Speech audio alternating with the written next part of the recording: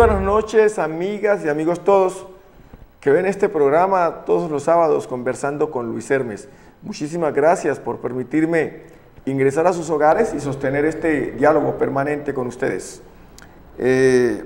Hoy vamos a continuar conversando sobre el posconflicto durante la primera media hora. Y en la segunda media hora vamos a sostener un conversatorio muy importante sobre el análisis de una de las obras de reciente actualidad que acaba de producir el Centro del Pensamiento Centro de Pensamiento Estratégico, Democracia y Posconflicto, cuyos investigadores son los doctores Alberto Ramos Garvira, profesor universitario, abogado ambientalista y constitucionalista, ex procurador ambiental del Valle, es director del DADMA, es asesor ambiental de la Gobernación del Valle, profesor de Derecho Ambiental de la Universidad Santiago de Cali y de la Universidad Libre, abogado de la Universidad Santiago de Cali, especialista en Derecho Constitucional de la Universidad Libre, magíster en Ciencias Políticas de la Universidad Javeriana, PhD en Política Latinoamericana de la Universidad Nacional de Madrid y profesor de las cátedras que ya he mencionado. Y conjuntamente con el doctor Garvira, el doctor Ramos Garvira, un muchacho, un profesor muy joven, un investigador muy joven, el doctor Juan Carlos Lozano Cuervo, abogado de la Universidad Libre y magíster en Filosofía de la Universidad del Valle, autor de una investigación sobre la beligerancia, profesor universitario, invitado a las cátedras de Derecho Internacional y Ciencias Políticas de la Universidad Libre y miembro de la Mesa de la Paz y Posconflicto de la Universidad Libre, integrante del Centro de Pensamiento Democracia y Posconflicto y miembro del Grupo de Investigación República Universidad Libre, columnista en blog paréntesis.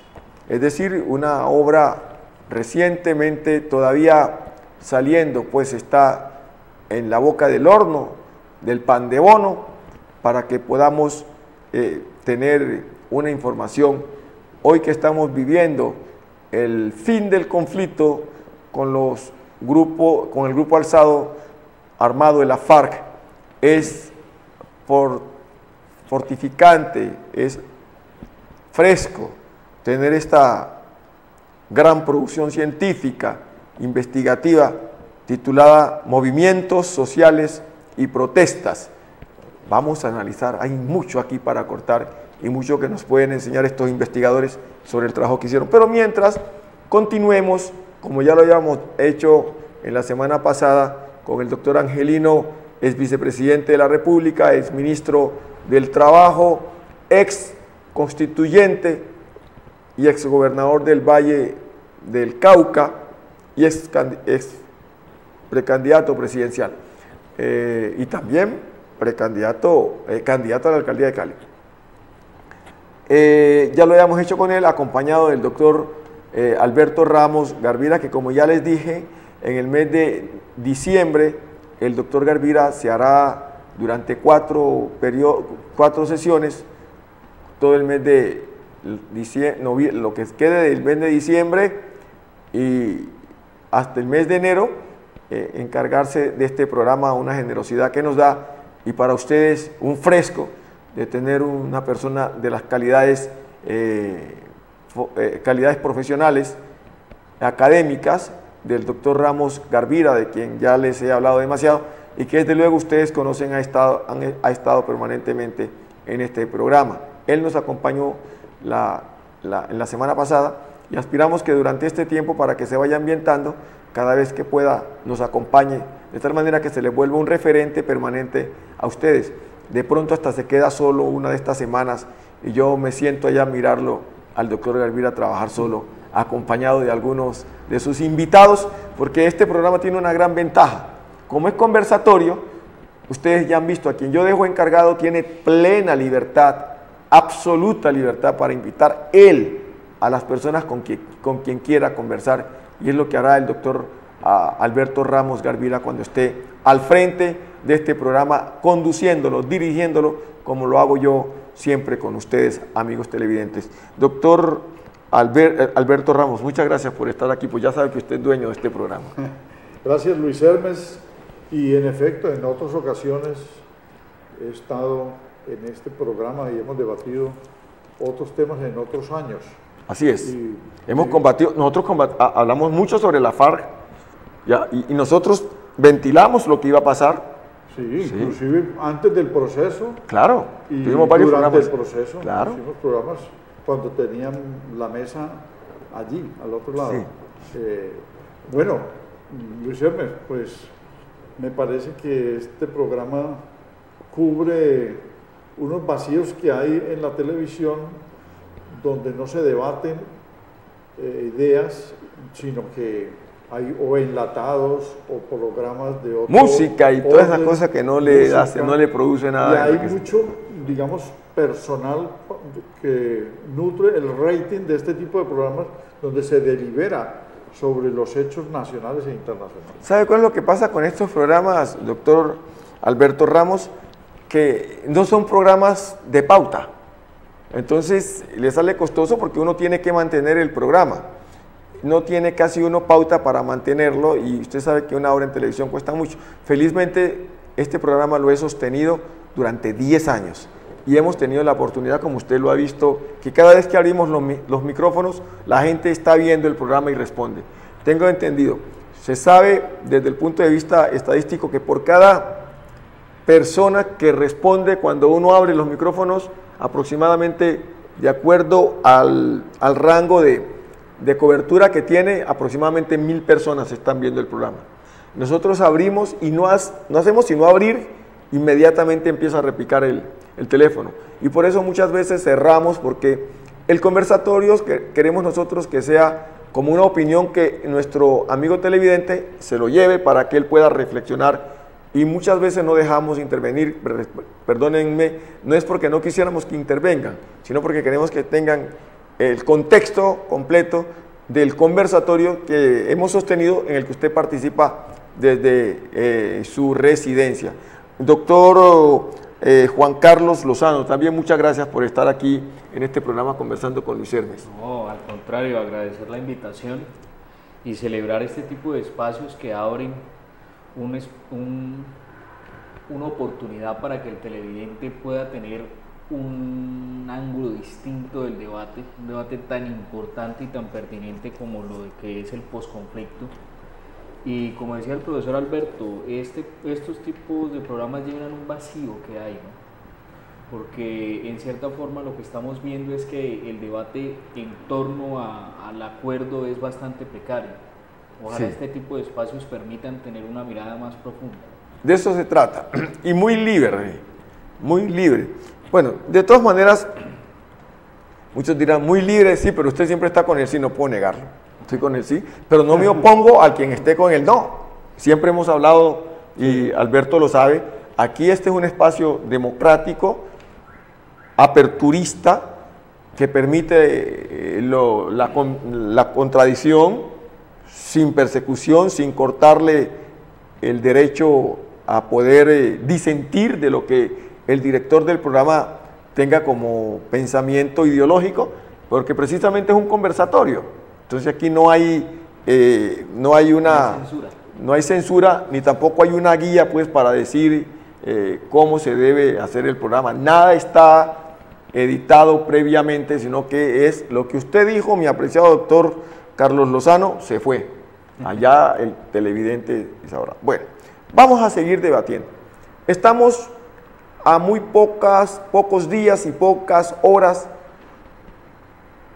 que el 2 de octubre a las 8 de la mañana de este domingo próximo, no de este, sino del siguiente, se abran las urnas y los colombianos y las colombianas salgan a emitir libre, democrática y soberanamente su voto, a dispararle con el fusil de la democracia a lo que bien en su conciencia tiene claro votar el sí o votar el no para refrendar los acuerdos que el señor presidente de la República, o sea, el Estado colombiano, representado en su presidente, trató, acordó con el grupo alzado en arma de la FARC, movimiento que desde el año de 1964 se alzó en armas y salió de Marquetalia un grupo de 72 hombres aproximadamente y una mujer que se creció por encima de los 30.000 hombres en la etapa del presidente Pastrana y que tenemos que reconocer fue diezmado en el gobierno de Álvaro Uribe Vélez, pero uno no puede hacer la guerra en forma indefinida cuando no tiene claro que la va a ganar y en consecuencia es importante realizar acuerdos para que podamos definir un proceso de vivir en paz, valga la redundancia. Y en ese contexto es un acuerdo de voluntades, donde cada uno plantea sus necesidades y donde nadie queda totalmente contento, porque si uno quedara contento, ya lo he dicho aquí, es porque venció al otro y el otro queda descontento. Aquí se trata de un acuerdo de partes y el acuerdo de partes ya lo han dicho los grandes investigadores. El mejor acuerdo de dos grupos enfrentados es aquel acuerdo en el cual nadie gana todo, pero de igual manera nadie pierde todo. En consecuencia, el mejor acuerdo es aquel donde ninguno de los dos queda contento, porque ninguno de los dos se ganó todo.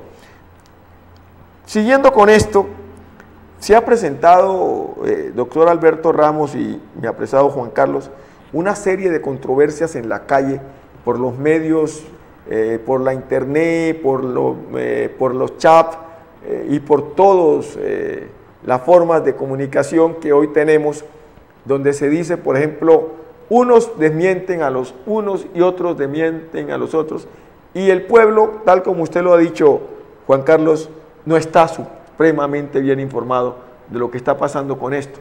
Por ejemplo, andan diciendo por allí que a los pensionados les van a bajar la pensión. ¿Cómo les parece a usted, Alberto? Usted que es constitucionalista.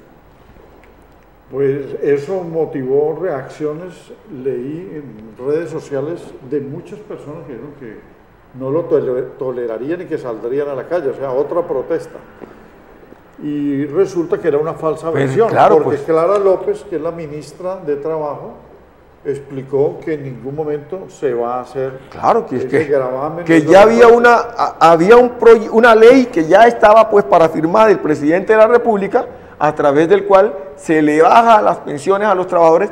Y a mí me llamaron algunos trabajadores, me decían eso, me dijo, doctor, pero usted es pensionado, ¿cómo así que usted le van a bajar la pensión y nos van a bajar a nosotros también? Yo le dije, no señor, eso no es cierto. La pensión es un tangible patrimonial intocable, constitucional.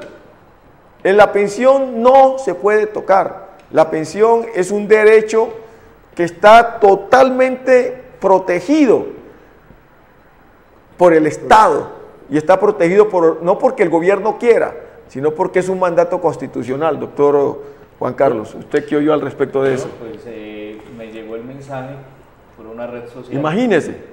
Me lo compartió un colega, abogado, fue lo que más me sorprendió.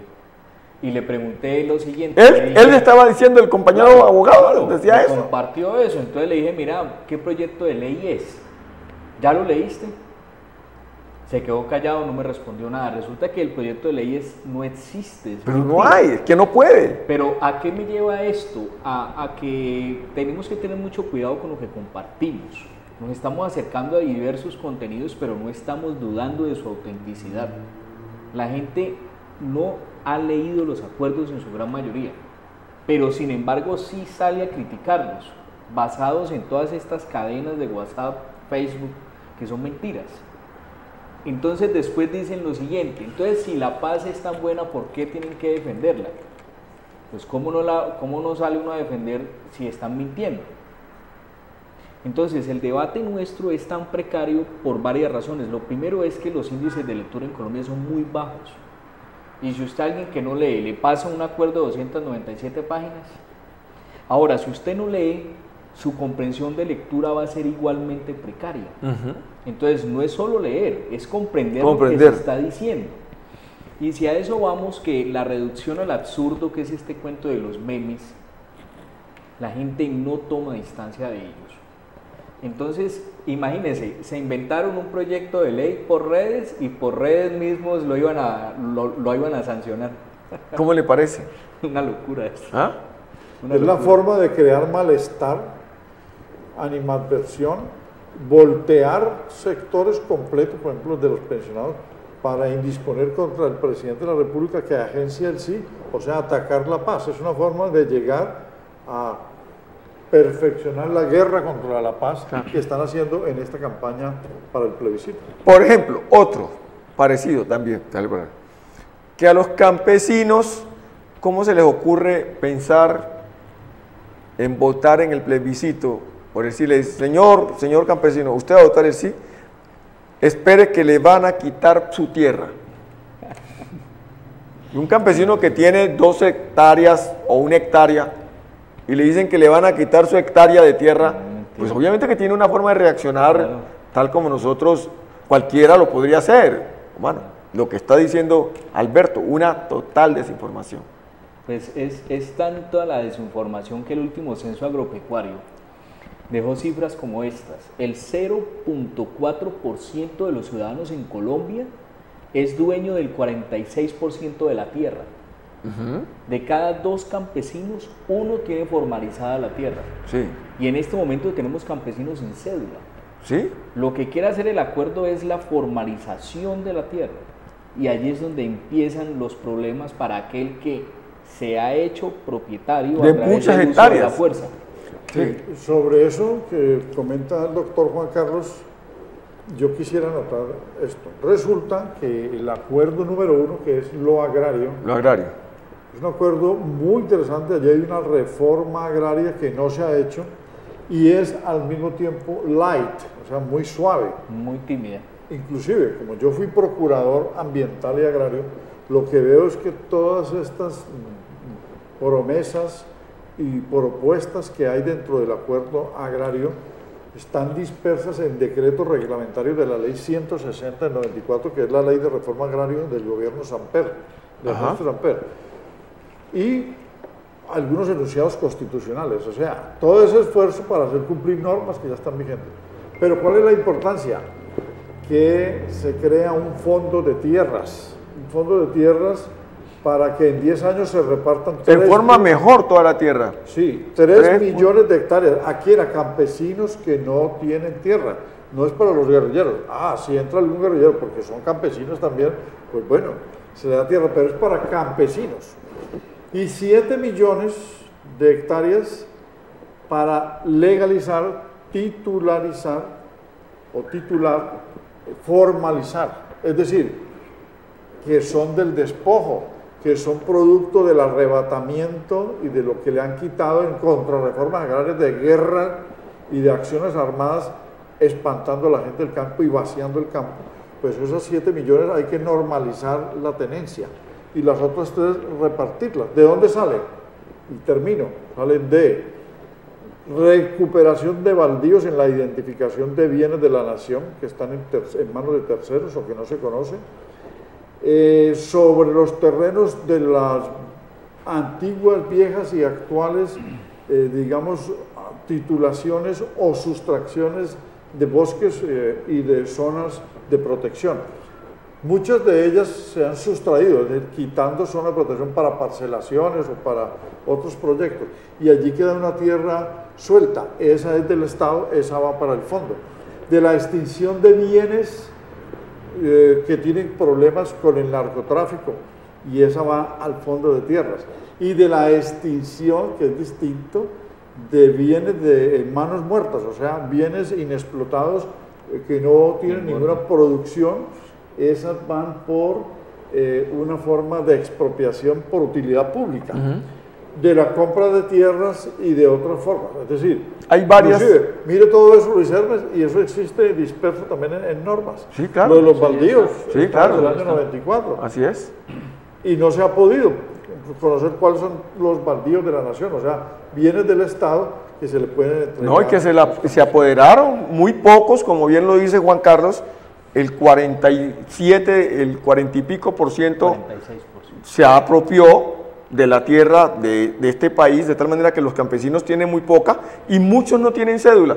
Entonces, aquí la lucha es por la tierra. Algunos gamonales están desinformando porque obviamente al rescatar el Estado esos baldíos que lo vienen poseyendo en forma irregular, pues sienten, como se dice, que la ley les va a caer y les va a quitar lo que, en comillas, ellos creen que es de ellos, valga la redundancia, cuando en efecto se la han arrancado al Estado y al pobre campesino. A mí me parece. Pero hay una cosa que no podemos dejar escapar y es el catastro rural. Eso no se ha actualizado hace mucho tiempo. Uy, sí. Y el acuerdo trae una fórmula para cobrarlo. En que más tiene, más paga. Ajá. Entonces, si usted posee mucha tierra y encima de lo que va a pasar que le pueden quitar la tierra porque la adquirió de una manera ilegal, la que sí adquirió de manera legal le van a actualizar el catastro. Y tiene que pagar los impuestos al pagarlo, Estado. al Estado que no se está pagando. Claro. Entonces ese es otro de los focos que ha servido para que ataquen este acuerdo. Ahora, decía que es una reforma light, o sea, muy suave, la parte agraria, pero muy importante porque no se ha hecho ni en la ley 135 del 61, la ley 200 del 36 quedó trunca y la ley 160 del 94, ahí estaban las CIDES. ¿Cuáles son, digamos, los que no se va a tocar? Es decir, no, para no asustar a los propietarios. La propiedad privada se va a respetar. Claro, además es un mandato constitucional. La propiedad privada tradicional y la pequeña propiedad y la gran propiedad, las haciendas también. Y la agroindustria también se va a respetar. Solamente se va a expropiar cuando se identifique que el bien es improductivo y que está abandonado y que entonces debe cumplir una función social y ecológica. O que se ha adquirido en forma irregular. Ah, claro. Así es. Otro tema también importante con lo que se está asustando a los colombianos y a las colombianas es, por ejemplo, que aquellas personas que no siendo de la fuerza pública ayudaron a los grupos paramilitares, aquellos militares que cometieron delitos y que hoy están condenados, unos y otros en procesos de juzgamiento, y aquellos civiles que participaron en diferentes maneras, se los va a castigar en una forma peor cuando quienes han cometido crímenes de lesa humanidad van a quedar libres. Graso error, no es cierto. Los crímenes de lesa humanidad no se van a amnistiar ni se van a indultar, no se puede. El Tratado de Roma prohíbe eso, no deja. Sabrá la persona que lo van a perseguir más adelante si eso ocurriera, y no va a ocurrir. Y precisamente por eso la Corte Internacional, la Corte Penal Internacional avaló este acuerdo porque lo encontró ajustado justamente a la Corte. Y desde luego todos, si vamos a buscar la paz, la reconciliación tiene que ser entre todos y para todos. O todos en la cama o todos en el suelo. No es que se juzgue a uno para que, por ejemplo, un militar que en acto de estar combatiendo a la guerrilla cometió un delito y de pronto se pasó, se le vaya a condenar a 40 años, mientras que a un bandido de estos, por decirlo de alguna manera, hoy en estado de acuerdo, se lo vaya a condenar a 5 años o a 8 años porque pudo decir que cometió el delito. Eso sería una injusticia. Y en ese sentido, el acuerdo trae claramente de que tiene que incluirse a todas las personas o todos los que han podido participar en este proceso. Bueno, Hace 2 días circuló una carta de paramilitares donde expresan que simpatizan y están conformes con el proceso de paz, pero al final la intención es vincularse a la justicia transicional. Entonces hay que decirle a los televidentes que esa petición no va a prosperar, porque el acuerdo con justicia transicional para aplicarlo es a quienes lo firman, o sea, es para las FARC, que son los insurgentes, no los paramilitares, ni las BACRIM, ni las mafias, ni los grupos organizados de crimen organizado. ¿Qué sucede? Que este tipo de justicia se ha estrenado hace 25 años en diferentes países, no es un invento de Colombia. No se llamaba justicia transicional, pero nosotros tuvimos justicia transicional con la amnistía de los años 50, en el 53 y en el 58, con el armisticio también de finales de la década del 50, con las formas de tregua, con la amnistía hombre, del 91. para que siga, no solamente eso, escúcheme usted, cuando se hizo con el M-19, ¿acaso se hizo plebiscito, se hizo nada? Se los amnistió y se los llegó y se los metió al torrente de la civilidad, se les produjo cédula y a los 4 meses de haber aceptado el Estado, de que estos hombres vinieran a la libertad, que vinieran a la sociedad, a los 4 meses Gaviria nombró ministro de Salud a Navarro. ¿Ustedes no recuerdan? Sí, claro. Lo nombró ministro de Salud. Claro, claro. ¿Y el Estado no ¿Y acaso se hizo alguna cosa? No, y el Estado se desencuadernó, pasó algo, no pasó. Y se volvieron partido político. Y se volvieron partido político y lo han hecho muy bien. Y no han llegado a la presidencia tampoco. Y no han llegado a la presidencia. Tuvieron concejales, tuvieron diputados, se coaligaron en Alianza Democrática M-19 y luego se fueron esfumando. Es decir, no se tomaron el poder por la vía electoral, que están asustando a la gente que ahí la FARC se va a tomar el poder. Han colocaron unas vallas inclusive en la costa atlántica grandísimas que ordenaron desmontarlas porque tampoco es un irrespeto para el pueblo colombiano. Timochenko, próximo presidente de Colombia. Nunca será eso, jamás podrá ocurrir en Colombia. Colombia tiene memoria. Con veneno. Ahí hay que hacer varias precisiones. La primera es que los empresarios que temen que los llame el Tribunal de Justicia, en el derecho uno no puede judicializar la víctima. Si ellos fueron víctimas y logran comprobar que fueron víctimas, amenazas de los paras, claro. ¿Cómo se les va a judicializar si son víctimas? Eso es lo primero que hay que decir. Pero fueron auspiciadores algunos. Pero algunos sí actuaron con el fusil en la frente, entonces pero sin embargo, si ellos van a la justicia, a esta justicia transicional especial, y dicen, hombre, sí, a mí me tenían prácticamente contra la espada y la pared, y entonces yo di plata para que los persiguieran y le di plata a los paras y para que persiguieran a estos bandidos también, pues está diciendo su verdad. Este tipo no va a tener sino 5 años y no va a ir a la cárcel. Lo otro que hay que decir es que el numeral 40 del capítulo de justicia es muy claro al decir que no se van a amnistiar ni a indultar delitos de lesa humanidad. Un dato histórico, y es que Justicia y Paz en el artículo 29 dio de 5 a 8 años como pena alternativa.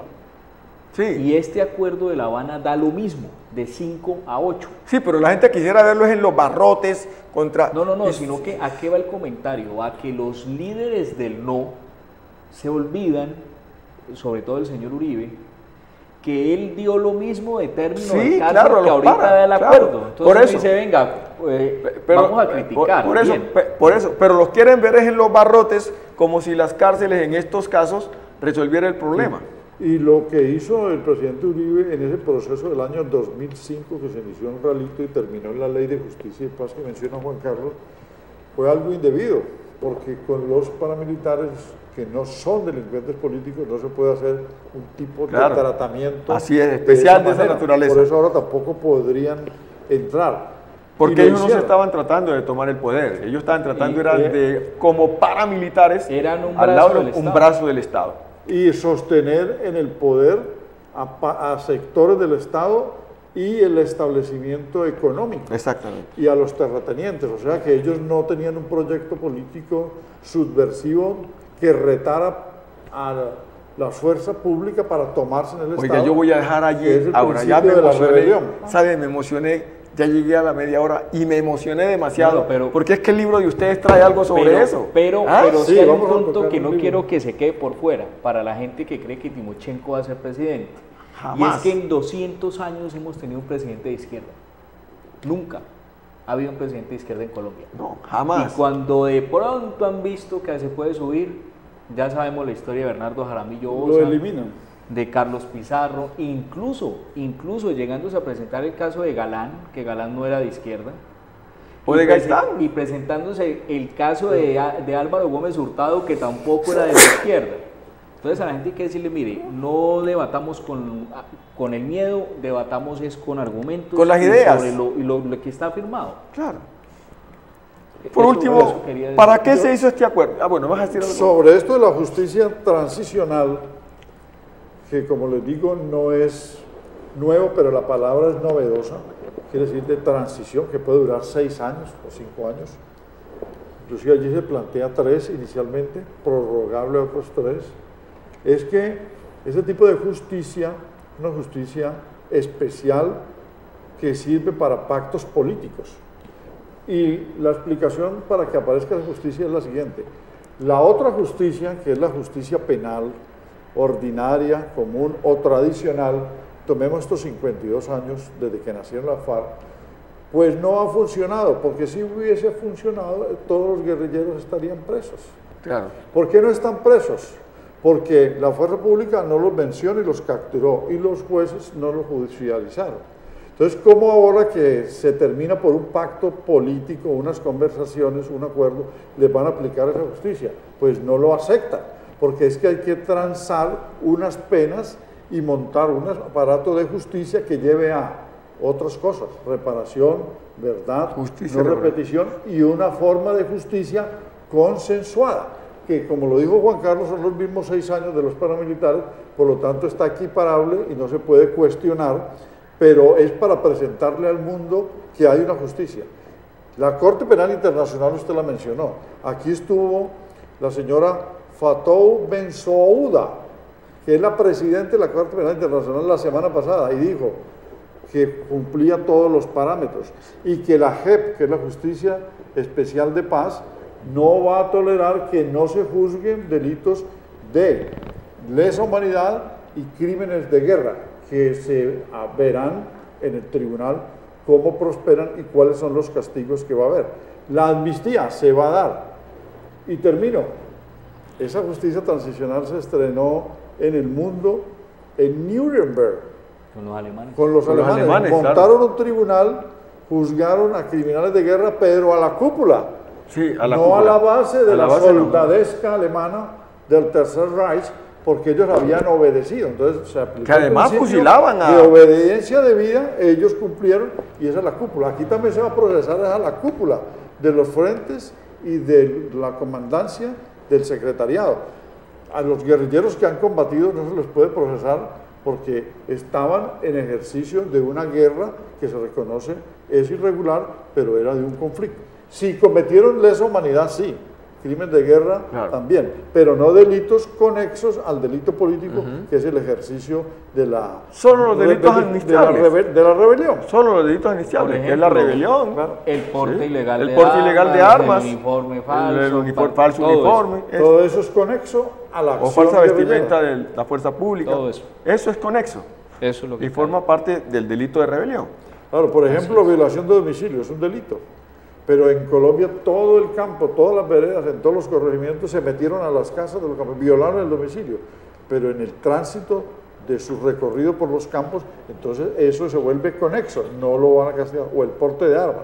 Pero los delitos atroces sí se van a procesar, que son los que interesan para que esa nueva justicia sea efectiva. Sí, yo quiero terminar con 2 preguntitas más que quiero aquí, que le demos rapidito porque ustedes me conectaron con el libro. Y allí es donde yo voy a entrar ahorita en los últimos 15 minutos, porque yo quería 20, pero ustedes me llevaron a 2 preguntas. No, usted fue el que desvió. Usted hombre, voló, me pero llevó. nosotros vamos detrás.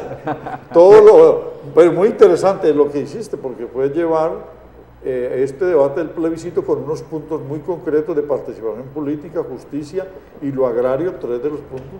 Me parece muy interesante como pedagogía. Sí, y otro punto importante allí antes del último es que los del no andan diciendo, es que mire, ¿cómo es posible que a unos tipos que están en la guerra, que han estado persiguiendo, que han estado matando, ahora van a salir y les van a pagar 1.800.000 pesos?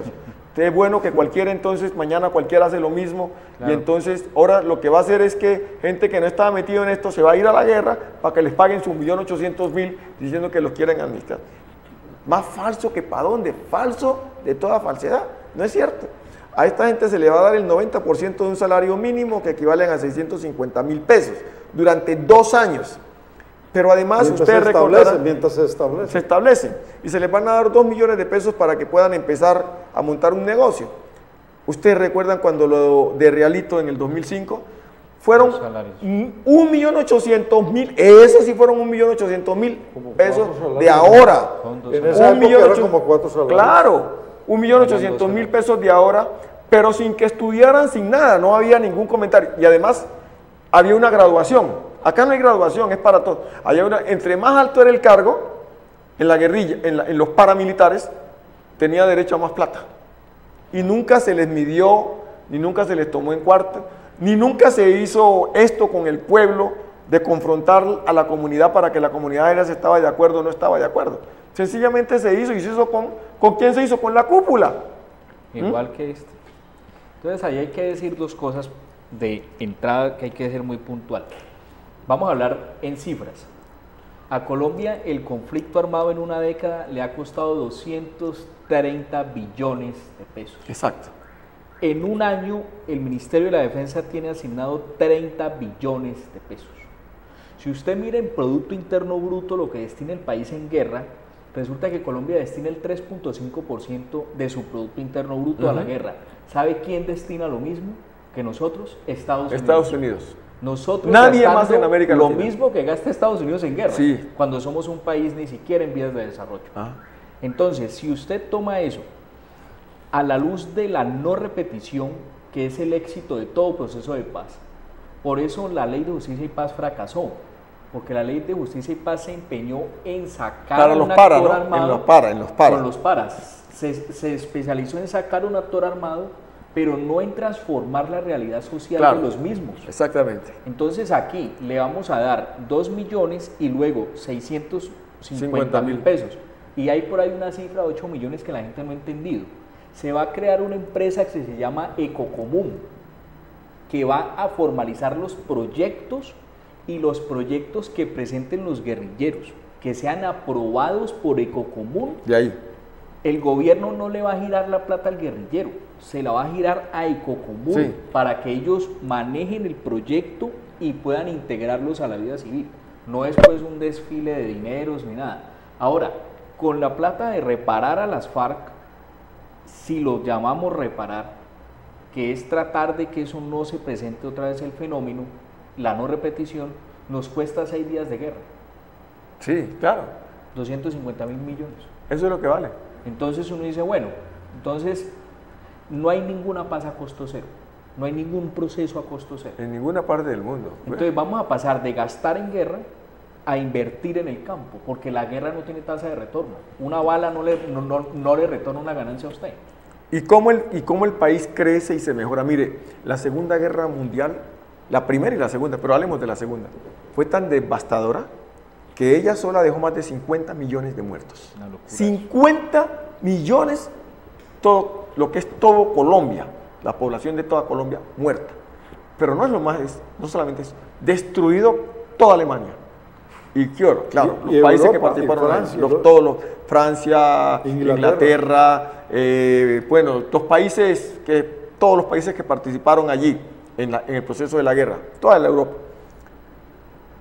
Estos países, cuando la Segunda Guerra Mundial, quedaron en tal miseria de que el Producto Interno Bruto de ellos era nada, cero.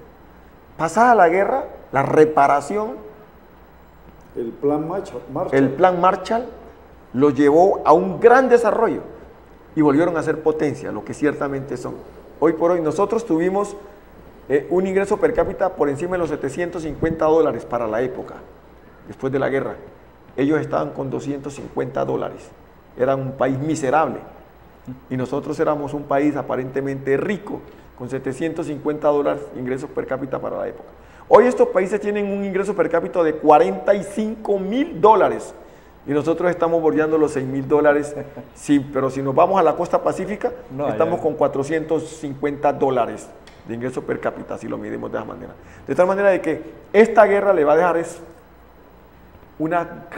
este tratado de paz, este acuerdo, lo que le va a dejar es un gran rendimiento en su crecimiento de su Producto Interno Bruto a los colombianos, entendiéndose que un solo punto del Producto Interno Bruto, un solo punto, equivalen a 8 billones de pesos. Esa plata. Bueno, pasemos ya, como ustedes tocaron un punto de cómo se enlazaba esto con la guerra, ustedes escribieron un libro investigativo que se titula Movimientos Sociales y Protestas, y en el libro ustedes abordan cómo aparecen los movimientos en el mundo, de qué manera estos movimientos se han entrelazado en una forma global, algunos en el caso de los gobiernos inclusive, cuando hacen estructuras gubernamentales para quedarse definitivamente en el poder, y otros para tratar de buscar la manera, como lo ha tratado de hacer la FARC, de tomarse el poder por la fuerza, combinando todas formas de lucha.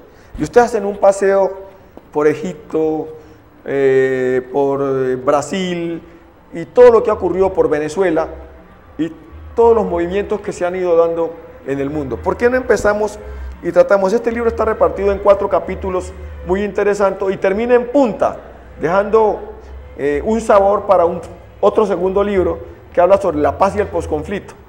¿Por qué no abordamos cómo ustedes estudiaron esta estructuración, valga la redundancia, para producir esta obra investigativa que realizaron? ¿Y en cuánto tiempo la hicieron? Bueno, brevemente, pues la verdad esto es un trabajo que si sumamos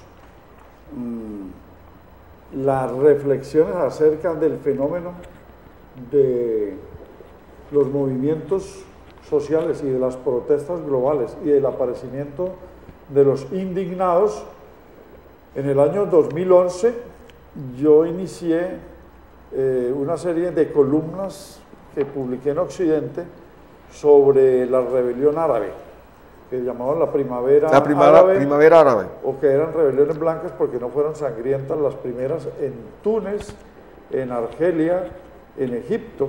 Luego se volvió sangrienta con lo de Libia. En el Medio Oriente. Entonces, esas reflexiones yo las dejé consignadas en columnas. Y Juan Carlos participó, cuando teníamos el programa La Quinta Silla, usted también fue invitado, sí, yo estuve allá allí en la Universidad del Valle. Allí hicimos 2 programas sobre las rebeliones árabes. No sé si usted yo escribí algunos artículos, yo escribí varios artículos también sobre la rebelión árabe, y escribí sobre lo de Túnez, que me parecía muy interesante, claro, en ese con momento. la caída de Ben Ali. Entonces, allí está la semilla de esta investigación en las rebeliones árabes, porque esto se expande luego a España, en marzo, sí, donde se hace todo un plantón y acampamiento en la Plaza del Sol, en la Puerta del Sol, al lado de la estatua de Carlos III, y de allí va a surgir después un movimiento político que es Podemos. Y luego esto va a Londres, luego va a Nueva York, a Wall Street, luego va a Bruselas, y se expanden las protestas globales que piden cambios en las estructuras democráticas, profundización de la democracia, critican a la banca, todas las expropiaciones y remates con las hipotecas, y contra los partidos y la corrupción, como en España. O sea, que esto se conectó, y lo que caracterizamos la burbuja inmobiliaria que hizo tanto daño, protestas globales, virtuales, o sea, convocadas por internet. Hoy vimos un documento que llegó de España, que los fundadores de Podemos, que salen de esta protesta del 2011, han planteado un magíster en la Universidad Complutense que se llama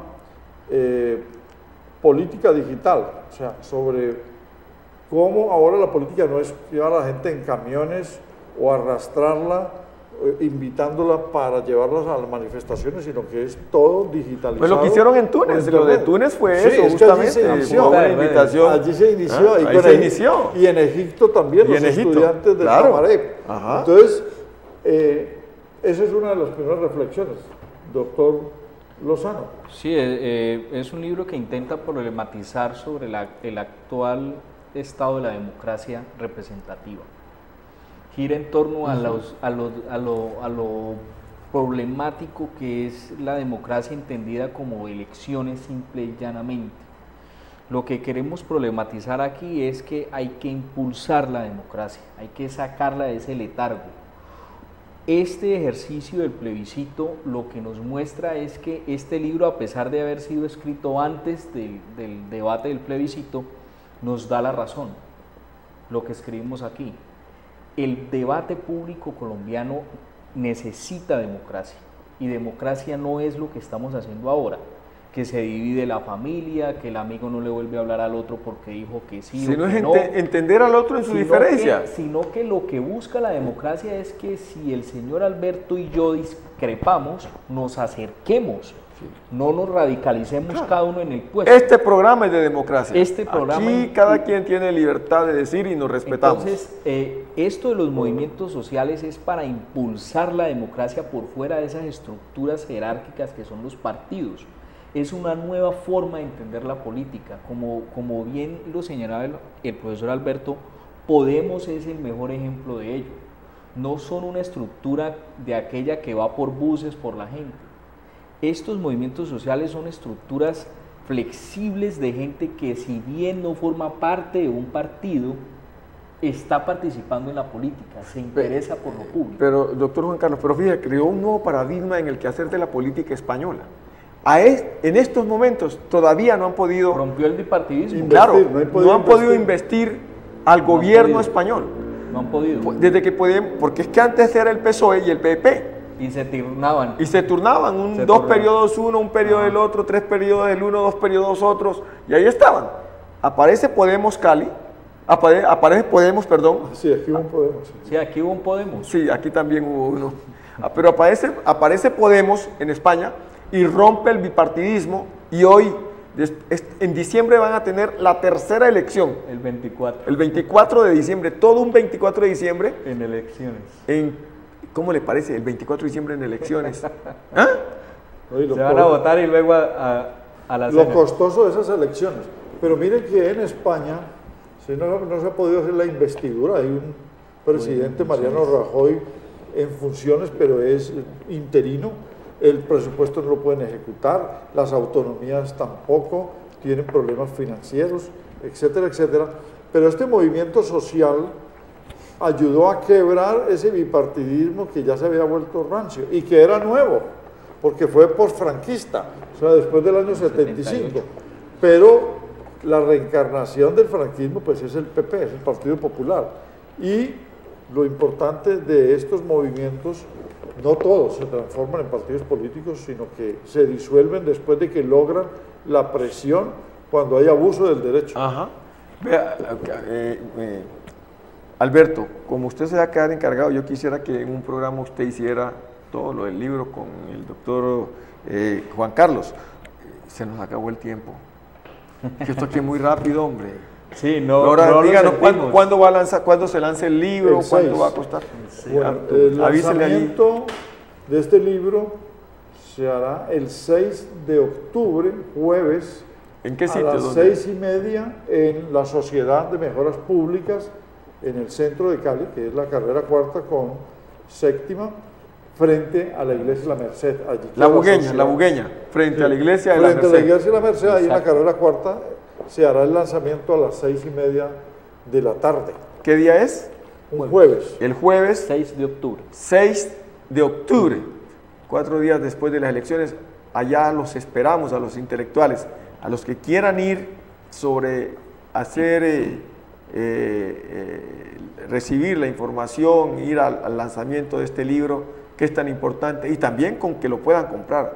Ni se imaginan el enriquecimiento que hay de todos los temas que aquí hemos tratado durante diferentes sesiones. A mí me gustaría que el doctor Alberto Ramos y Juan Carlos hicieran una disquisición del libro en otro programa, porque me parece muy interesante. Se van a enriquecer ustedes, amigas y amigos televidentes. Muchas gracias, doctor Juan Carlos Lozano, por estar en este programa. Muchas gracias a usted, doctor. Muy amable, muchas gracias. Por aquí estaré. Alberto, muchas gracias. Usted ya sabe cómo despedir el programa, amigas y amigas. Si usted no sabe dónde está su hijo, ¿eso no lo va a hacer usted? ¿Esa parte? No, pero hágalo y yo lo tendré en cuenta para cuando esté de Bueno. director encargado Ok. del programa. Hemos llegado al final de este programa y amiga y amigos, si usted no sabe dónde está su hijo, su hija, empiece a preocuparse, porque por no saber dónde están nuestros hijos se nos está perdiendo la sociedad colombiana. Usted, señor padre de familia, señora madre de familia, a esta hora, ¿sabe dónde se encuentra su hijo o su hija, sus hijos? Empieza a preocuparse. Muy buenas noches. Hasta el próximo sábado. Ya se la aprendió.